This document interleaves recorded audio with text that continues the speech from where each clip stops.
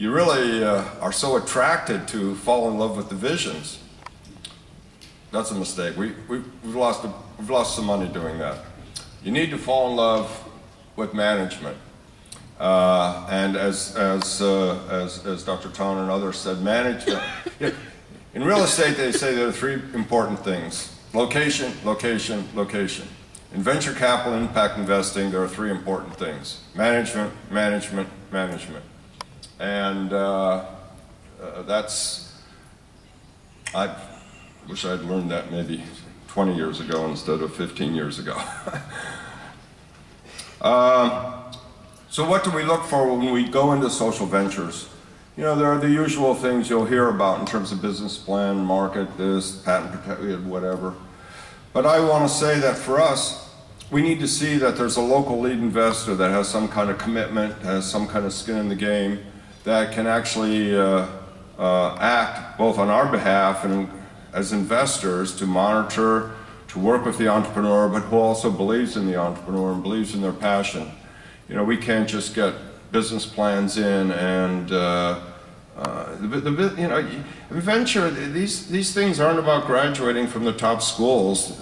Management and experience. You know, I had one, I hired this one guy once, and Seth Goldman, who has this company, Honest Tea, which he just sold to Coca-Cola for a few $100 million. So I was trying to decide if I wanted to take him on, and he kept calling me and bugging me. And I finally said to him, you know, Seth, okay, I understand. You're a Harvard undergraduate, you're Yale Business School, whatever. But you know, I tell you very honestly what bothers me. You never run a hot dog stand. And he's like, what? So anyway, I was about, what, 10 or, he worked with us for 5 or 6 years and went off to start this company. And then he gave a speech. It's a pretty successful company in the US now, and he was giving a speech and I was in the room. He said, you know, Wayne Selby once, when he was hiring me, he said, oh, you're this, you're that, but you've never run a hot dog stand. And Seth said, you know, I really didn't know what he was talking about. But today, I absolutely knew what he was talking about, having been through that, you know, running a business and having all those activities. Another aspect that we also need to consider is that we're fiduciaries. So, meaning we have other people's money that we manage, and we need to get the money back. And you may say, well, you mean like when you're first thinking about investing in a business, you're also thinking about how you're eventually going to get it back? And this is sometimes a difficult, we're patient investors, you know, okay, 7 years, 8 years, even if it's 10 years. But somehow we need to have a sense and an agreement that we need to be respected too as investors, that we need to get our money. It doesn't mean we need to get a lot of money back, but we need to have a way to think about that. And sometimes it's a difficult conversation. It's almost like, okay, we're going to create this baby, and now let's think about how we're going to sell it 10 years. What? I mean, I understand the, so it's a conversation. And there are ways to finance out. There are ways to, sometimes you have an acquisition or other people take your position. But it's, you know, it's something we have to think about. And then in terms of versatile engineer, entrepreneur, manager, I kind of, the only disagreement I have with Dr. Ton is he says experience management.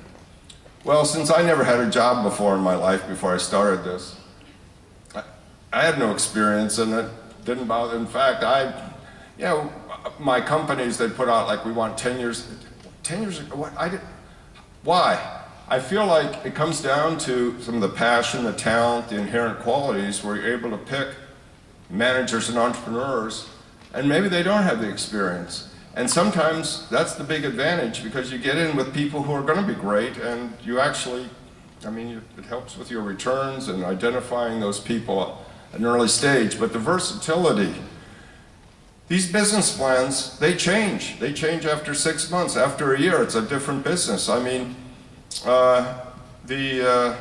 the examples I could give you where people thought the business was going to be like this, but then it could morph and change into this, but that they could roll with those punches, that they could be versatile, and they can see new directions and aren't, it doesn't mean they're not committed, but you have to be committed where there's sustainability and where there's opportunities to serve.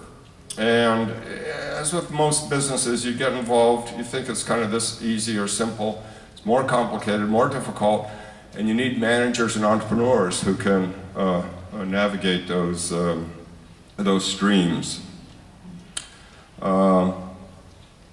This is a group in Beijing, which the China Social Entrepreneur Foundation, which we've been happy to help support, and through Grameen Foundation kind of create relationships that, particularly in microfinance and in Grameen, that